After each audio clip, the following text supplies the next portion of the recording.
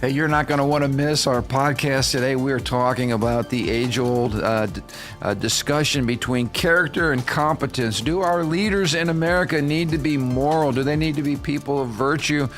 Or is it just important that they're great technicians, they're great at public policy, they're great at getting things done? These are important questions, and we're going to deal with three prominent examples from history today, all of which inspired our founding fathers to be men of principle, and we're going to understand the important connection between virtue and our private lives and the strength of the republic that we have been handed. All right, so you're not going to want to miss this podcast today. We hope that you'll join us.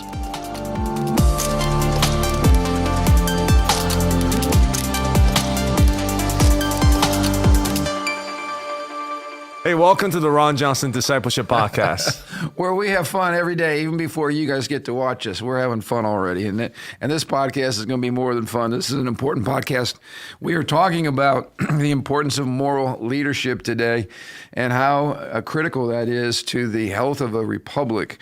And as we were chit-chatting, I can't think of a more relevant topic, and I guess a more sobering topic, because I look at what's going on in the American political arena right now, where we have the left filing indictment after indictment after indictment, hoping something sticks. And then on the right, we're trying to expose all of this, what's the word? Proof, evidence, whatever, that the administration has been incredibly compromised and corrupt. And so you got this massive political mudslinging happening on both sides. I don't know who's running our country or what important decisions are being made, because coming up now what are we, 2 years out from the next election? A year and a few months. Yeah. So anyway, we're still out from the election, and yet we're already positioning and posturing and ramping ourselves up for what I assume is going to be a massive political circus like we've never seen in American history. So this whole issue of character and morality and what it means, how important it is to leadership, is critical. And I guess it brings us back to the age-old question that came up, I remember during the Clinton administration, and I guess even before that, I was just a boy. But I remember when the whole Nixon Watergate came out, and the issue that was raised was, how important is character as it relates to competence? Like character, competence, and if someone is a good leader, can they be a scoundrel in other areas of their life and still we still have them? For instance, the argument was made about Nixon's geopolitical expertise. But the problem was he lied and he cheated. And then you get to Bill Clinton, of course, and it was like, hey, the guy's a great leader, et cetera, et cetera. So let's just turn our eyes on his, sexual indiscretions or whatever. Let's talk about that a little bit, because this is a heated debate in America. It hasn't gone away.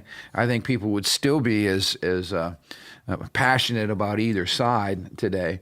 But explain to our listeners kind of the argument as it goes, as opposed to, I guess, making the divorce between the two and acting like they can be compartmentalized. Right. And the argument Aaron Metaxas is making in this book, if you can keep it, that's the book we're going through, is basically saying a nation will cease to exist, will fall apart when we have lost the sense of morality in our leaders. There needs to be some type of common morality. In fact, this is how he says it. How might their character or lack of it come into play with regard to our ability to keep the fragile republic of ordered freedoms entrusted to us? So he's saying this, the republic is already fragile. We've already talked about these things that are necessary. How critical is it that character of our leaders is in that mix if we're to sustain the republic that we've been given? Absolutely. And his argument is this is absolutely crucial. Yeah. This is very crucial. And so the debate that you were referring to is competence versus character.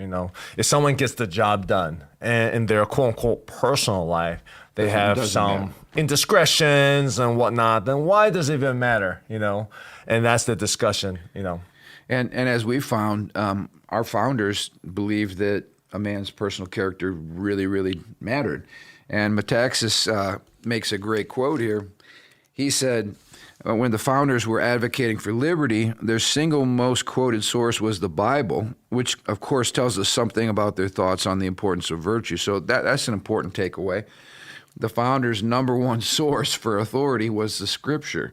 And of course, the Scripture lays out very clearly the importance of character and moral virtue. But he goes on and mentions something else. He said the second most quoted source was the French political philosopher Montesquieu, who wrote that, quote, bad examples can be worse than crimes. He continued, more states have perished because of a violation of their mores than because of the violation of their laws. Talk about that a little bit. Bad examples can be worse than crimes. Yeah, and if you think about it, it makes sense. When you have elect a leader, it's not just like hiring an electrician to come to your house. You know, when you elect a leader, whether you like it or not, his or her personal life will be emulated by the masses to some degree. Okay, it's very hard to say, hey, this is whatever the leader gets away with, so to speak. Sure. We interpret it as, wow, well, if it's not important to them, or they're in such a big position and they get away with it, then I guess it's not important for me. So you have a deterioration of the moral fabric of the society. Well, we discussed this last week. We talk about athletes, right? Yep. And we used to just assume if you're a famous athlete, you are a role model. And then you have other athletes says, I just want to play ball. I'm not a role model. But one could argue, and I would argue, when you get to that level of prestige, of notoriety, of media coverage, you don't have a choice. Exactly. You are a role model one way or another. So if you start doing things that's whatever, that's considered inappropriate or bad or evil, and you're just like, well, I didn't expect you to follow me. Well, that's what it comes with the territory. You don't have a choice in that. And in a Republican form of government where our leaders are representatives, in other words, we as collectively voted them into office, so they represent us. So if they are living a certain way, and they represent us, then what does it say about us? It either means we elected the wrong person, or it means those of us share those same values elected that person, and he really is a microcosm of our collective virtue or lack thereof. Yeah. So there's no getting away with it. The health of the republic is going to be absolutely dependent upon the people who are representing the people. And if the representatives of the people are evil or corrupt or compromised, you're going to see the whole system fall apart. And that really is, I believe, what we're seeing happen right now.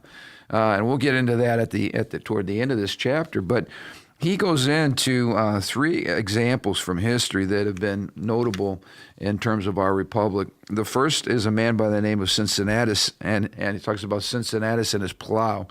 This was a leader in Roman culture who had retired basically and gone back to his farm and was at his plow when Rome was threatened. And they needed a great leader, and basically they came and pulled him out of retirement. And their way of doing that was simply saying, you know what, our nation is depending upon you. Our nation needs you. And so, you know, the famous story is he left his plow. He went in, and their language became a dictator, which meant that not that he was mean and cruel, but that he had, you know, absolute power to lead the nation against a crisis, invasion, and a crisis. Yep. And as the story goes, it took 6 months, and he voluntarily gave up all that power that he had been entrusted with, and went back right to his plow and went back to his homestead and got about doing what he enjoyed doing. And I guess the thing that was such a powerful example to our founders was when people are given power, especially absolute power, and we know that absolute power can corrupt absolutely, right? So when you're given absolute power and you willingly put it back in the hands of the people who elected you, and you go back to being basically a normal citizen, that says a lot about the character of a man, because most people cannot handle that kind of power.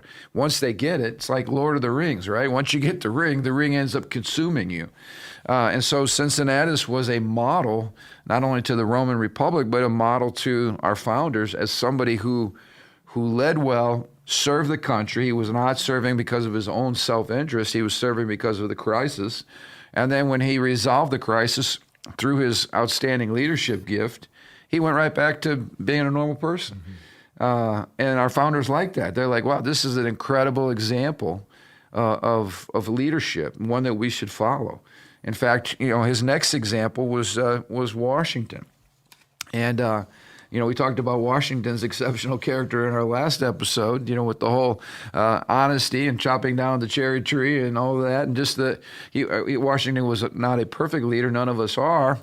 But he was known for being a man of outstanding character. So talk a little bit about the episode from Washington's life that Eric Metaxas highlights. We know a lot of his life and his great moments, Valley Forge and some of the great military battles and so forth. But toward the end of the Revolution, when miraculously we are moments away from celebrating the victory, there was almost a political coup that took place in America. And talk about Washington and his response. Yeah, in an example that I think most people can understand, the Continental Army was, fighting in winter with no shoes on. They were giving their bloody lives, footprints and everything else. And I guess they haven't been paid in months, if not years. I don't know how long they have not been paid. And the Continental Congress, I think. Well, we were broke as a nation at the time. So there's no money to pay them. So basically the army, these officers are plotting a coup to say, hey, we're going to make Washington king, and we're going to basically dismantle the Congress, and we're going to declare ourselves the next You can understand rulers. why they're disgruntled, and the enemy likes to play off of our offenses, right? I mean, these guys have suffered greatly. They've paid the ultimate price for America, and they've gone without, and they have basically a promissory note from the government saying, I owe you from the government, and I owe you from a government that's broke because we're just beginning, and they're frustrated, and they called a private summons of all the military. And it didn't put any names attached to it, but basically they were saying, we're sick and tired of this, and we want to put our commanding officer, and they had that part of it right. Who best to lead the country than Washington? And he was offended by it, and Metaxas goes into great detail in the book of Washington's speech, but basically he appeals to a standard of righteousness and truth and to honor and love for country and he very eloquently rebukes his military leadership for even thinking at such a time. He casts it in the light of history and says, at the moment we're on the precipice of creating a nation for we the people, self-governed nation, you guys are looking to take us backwards into what we just fought to be delivered from, basically shame on you. Why would we stoop so low? And why would you want future generations to look back on what up to this point has been this amazing record of sacrifice and service and honor? Yeah. And now it's all going to be spoiled in one moment because you're upset because you don't have a paycheck right now. And I think his words were recorded, and that part itself of his letter or his speech to them stunned me the most, because Washington, in the middle of all these battles, again, when you get to the war and battles, you get lost in the middle of that. But in the middle of this, he had a perspective of history and what they're doing. He was able to zoom in on specific, battles, but he's also able to zoom out and look at the context of the impact of what they're doing in history. And that's what really impressed me, because because the European nations all are looking at America and say, hey, they're doing something new. They're doing something extraordinary. Right. And we can't spoil this. And I was just like, wow, how did he not get lost in the middle of the hunger and the pain and the death and whatnot? That's a good point. It's amazing. The sense of perspective that he had as a leader to kind of rise above the pain and all the suffering and the sacrifice, and to see their moment in history is exceptional. But Washington called them to a standard. It was a biblical standard. It was about being honorable. And I love the point that Eric Metaxas shares in that story when Washington went to read a letter and he could not read it, and he reached in his coat and he pulled out his spectacles, which I guess he never wore publicly or never showed that to his men. And as he had a moment of weakness, he basically said, hold on, guys, my eyes have grown old in this battle. So here's somebody who wasn't a politician. This is a guy that was sleeping out in the field right with them. Right. This is a guy that went through the deprivation and had horses shot out from underneath him. I mean, this is a guy that has the authority, the moral authority to speak and to challenge them to come higher. And as he puts his glasses on, it's his tears were running down these soldiers' faces because it's like they realize, wow, he's paid the ultimate price. He's grown old fighting this battle, and he's the one calling us to do what's right and to do what's true. I can't imagine being in that moment like that, just that your own leader's frailty, that the price that he's paid physically is manifesting, and it's touching these guys. And so at that moment, literally the whole republic is hanging in the balance, because if they have a military coup, and they make him the next king, we're just like Great Britain 2.0. Right. And so, again, it was his moral courage and virtue that quelled that coup. That like Cincinnati, I love it because you look back at Washington, he was basically called out of retirement after the war. He just wanted to go home. He just wanted to be on the farm. He just wanted to be at Mount Vernon and to do the things that he loved to do, which is just like Cincinnati. So talk about the third example, making goodness fashionable, the example of William Wilberforce, because it was another powerful example of moral virtue and leadership. Yeah, I think Aaron Metaxas was trying to sell his book, William Wilberforce, in this context. No, I'm just kidding. Not really. But don't accuse him. Don't accuse him of that. No, just kidding. He talked about the probably the greatest example, the most widely known example of morality from a political leadership that changed the nation was William Wilberforce, and most people know Wilberforce from his petition from his campaign to end the slave trade, but he did so much more than that. I mean, he, like you said, he made good and fashionable, because Wilberforce realized that you can't, at some point, there's a limit to legislating how much morality. People say you can't legislate morality, and we will argue every law has a degree of morality in it. But he understands that at the end of the day, if the moral standards of people cannot raise to that bar, the laws will become obsolete. So and let's just pause there, because that's such a great point. Wilberforce had two major goals for his life. One was the abolition of the slave trade, and the other was what he called the reformation of manners. And you made a perfect illustration there, a connection, because as you pointed out, Wilberforce realized, and we use the example of slavery, you can pass laws to try to stop slavery, but if there is not a reformation of manners, in other words, if you don't deal with people's hearts and their morals and their character, you will never be able to pass enough laws to stop bad behavior. You have to be self-governed. You have to start on the inside. And so Wilberforce understood that if there was not a great awakening in Britain and a changing of people's hearts and values, they would never see slavery stop. And just this gave me hope. Because sometimes we look at the American culture and you think, man, we are so rotten to the core. And there are segments of our society where that is true. But this is why I still have incredible hope for our nation, because when you look back at historically at what was happening in Britain during Wilberforce's time, we're not there yet, all right? So take a look at this. He said, there was open disregard and even active disdain for public and private morality in Great Britain. Public drunkenness, even on the very floor of the Parliament, was common. So you would have leaders that were stone cold drunk, stumbling around in Parliament during the session, which, again, I'm sure we've had episodes, but not like that. It was a time of open debauchery in every sphere of culture. Such behaviors were flaunted in terms of all kinds of immorality and perversion. And this was stunning to me. For one index of the cultural climate, we may recall that during this period in London, 25%, 1 out of 4 of all single women were prostitutes, and their average age was 16. I mean, this was acceptable. This was the way it was. 1 out of 4 young ladies were prostituting themselves, and the average age being 16. So that's just stunning. So Wilberforce is standing on the floor of Parliament with drunks. He's being mocked. And this was interesting. In those days, if you brought your private morality into public discussion, you were ridiculed. Like, who are you to be shoving your morality down our throats? And that's exactly what the left says to us today. If we try to suggest, hey, that is wrong. That is morally wrong. Right. The Bible says, or Jesus declares, or whatever.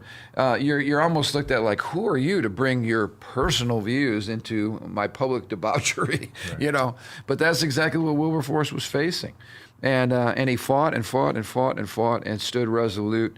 And I guess if there's any example of how character and leadership go hand in hand, I mean, Wilberforce is the positive side. Because he didn't have to put up with all that. There's easier things he could have done. But year in, year out, he fought those battles until finally he won. And it was, in fact, this book, which we're not going to go into another book study, but this is called A Practical View of Christianity, Personal Faith as a Call to Political Responsibility. This book, Colson writes the intro, Chuck Colson, and he says that it was Wilberforce's book that laid the tracks for the Second Great Awakening. So as you start reading this, and I was going back reviewing it today, I think I got about a third way through before I got distracted. But Wilberforce writes like a theologian, and he's a politician. I mean, he's going back to the fall of man and total depravity, and he's quoting scripture verses. I mean, that is a treatise on human depravity and the need for the gospel and reformation of our manners. I mean, he and this, the sectum, Clapham sect. Clapham, sorry. Yep. Clapham sect. Clapham sect, right? Yes. It's a mouthful, it's British people. But they created all kinds of societies. Mm-hmm. They didn't just, sit around and just talk about it. They went out and they enacted laws. They created society.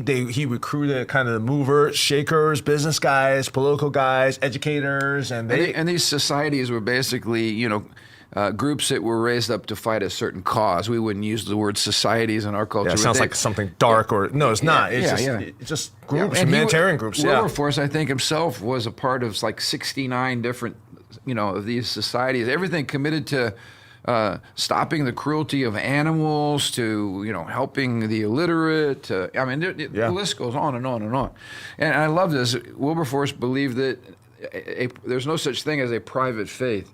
If you have a genuine faith, it will express itself publicly in culture. And so again, the impact of private character and public service going hand in glove, that you cannot separate those. And of course, that's what Metaxas is highlighting. But let's go to the main point of this chapter. And Metaxas says this: what is more important still is that if at any point in a republic of self-government the people begin to distrust their leaders as somehow corrupt or as more concerned with themselves than those that they serve, the whole skein of self-government begins to unravel and is fatally threatened. That to me is a prophetic warning of where we are at today.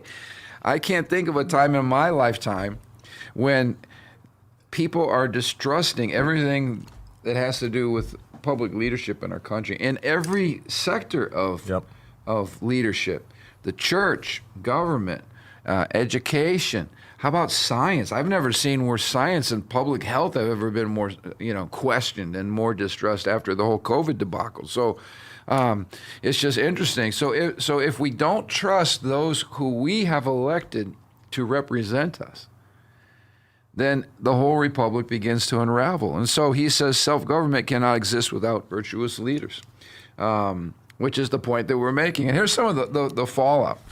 He says, in a self-government as the one bequeathed to us by our founders, bad examples among our leaders do something even worse than encourage a culture of vice in those they lead. They actually undermine people's faith in the larger order. Yeah, I mean, that's prophetic. This is where we're at today. That's where we're at today. In fact, we're sitting around right now, as you pointed out, between a year and 2 years away from the next election.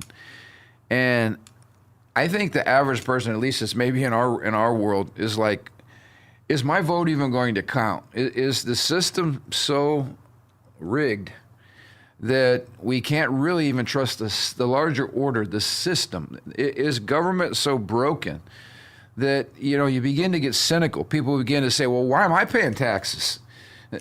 Those that represent me have created every loophole, and they create laws that don't even apply to themselves. So why should I be honest at the end of the day? Why should I be honest when everybody representing me is not honest? Right. And when we hear this talked about a lot, a two-tiered system of justice. Like, okay, if they get away with these terrible crimes, then why should I be living under a separate set of laws? You know, there is no justice. So there's no justice. There's no fairness. Everybody's out for themselves.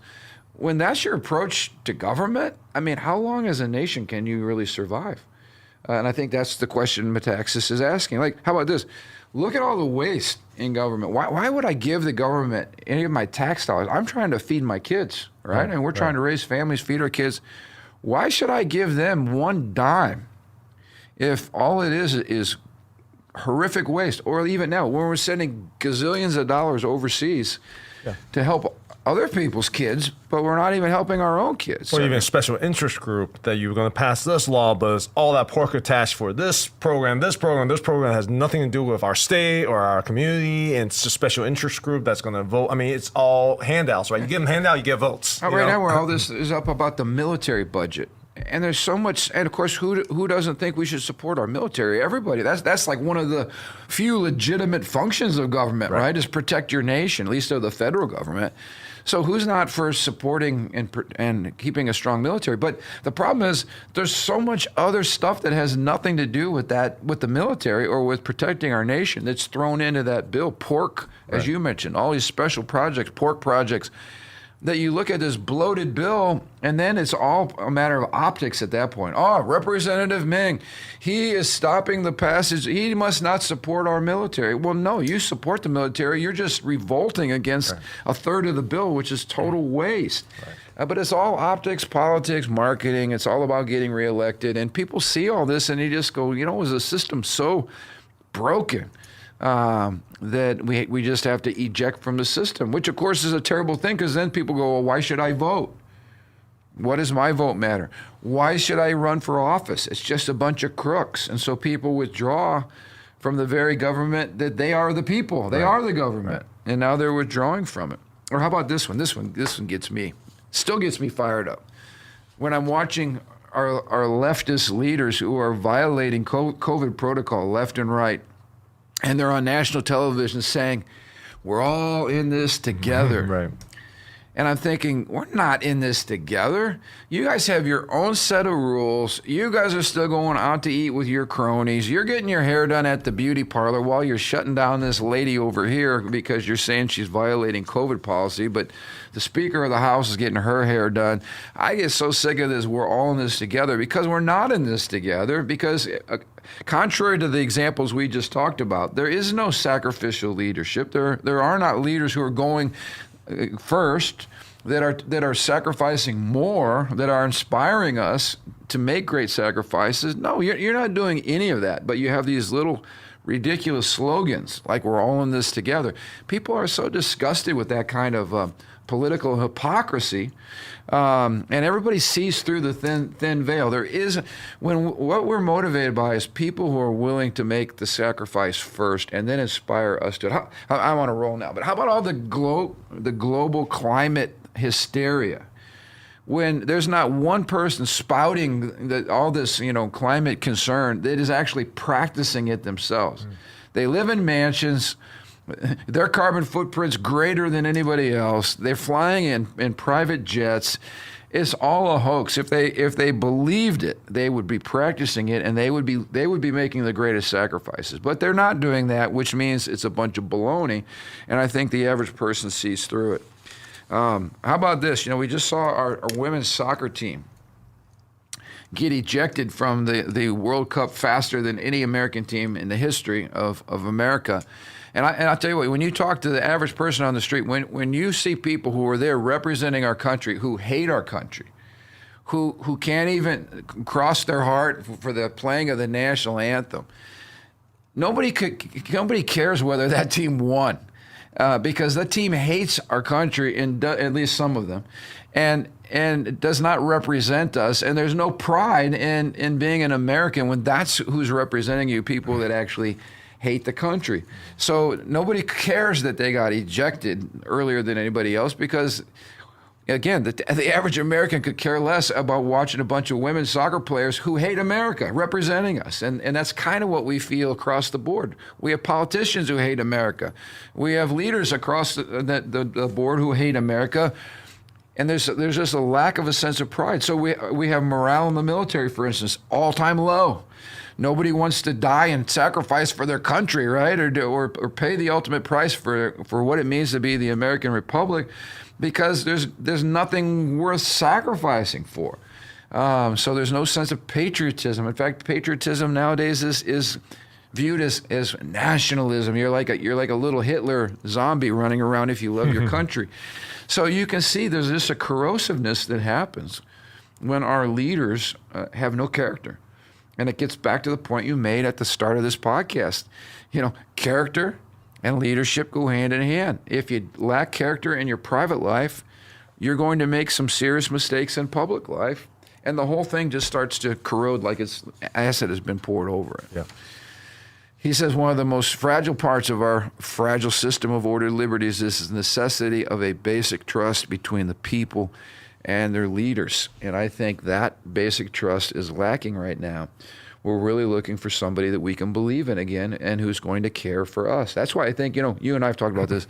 I think the secret sauce behind the Trump campaign has been the fact that Americans, by large numbers, you're looking at the people that are following him and that are filling stadiums, truly believe, number one, that our president loves this country and that our president understands the average American, how the average American thinks, and this complete lack of trust in our government, and looking for somebody that's going to care for us and it's going to care for our issues and it's going to care for our country and actually love our country. And there's a reason why with every single indictment of Donald Trump, his poll ratings goes up. What does that say? That says there's a major distrust in the established government, whether it's D or R, major distrust. At the same time, because the enemy of my enemy is my friend, Yep. When the established government start attacking him more and more, especially on claims that very obviously even liberal attorneys are saying there's no basis to these lawsuits. Normal people like myself and others can say, wait a second, maybe this is the guy I can trust, right? Because at this point, that's what we're looking for. We're not looking for someone who's going to be the perfect next coming of Jesus Christ, because right now in our government, we don't have anybody close to that. We're looking for someone who has a degree of authenticity, Yep. and so that we can possibly trust them, Yep. right? And that's what all those numbers indicate to America. So this is not theoretical. This is very real, very practical right now. Very real, and it's everywhere. And you go back to the other thing too about using government for your own enrichment. The average person is going, wait a minute, why are we attacking people who made their money running successful businesses and living the American dream? Why are we not investigating politicians who came into office at a certain level of wealth and are leaving office 4 or 5 times the wealth? They leave office as millionaires. Mm-hmm. How does that happen when you're a public servant? And public servants are not known for making whopper salaries. So where did all that money come from? We're asking all of the wrong questions, and I think the average American gets it. It's like, how did you get into office and now you're a gazillionaire? Well, insider trading, corruption, all of these other things that happen when people of bad character use public office to enrich themselves. And at some point, people get sick and tired of it all, and we have another revolution. I'm not talking about a bloody revolution or a violent revolution, but I'm talking about a revolution of we the people, when we just say, you know what, we're sick of it. And sometimes it means the Cincinnatus, who's at home, running his farm, says, you know what, we have need of somebody like you because you're a person of character. And we get some people that are not part of the elite crowd that make their way into office and all of a sudden do some really, really great things because people start believing in them and honoring their sacrifice and their character and their integrity and leadership. So we really do need an awakening. And it gets back to our point that we made all along. That awakening does not happen in the halls of Congress. It happens in the Church of Jesus Christ, and it happens at the grassroots level. And that, I think, is the only hope that we have. We've got to change the manners, as Wilberforce said, before we can get rid of the terrible things that are happening in our country, the bad behaviors. We got to get the heart healed first of all. So, an important chapter, a great book. We hope you'll continue to pick up some of these books we're recommending to you. Do your own personal study.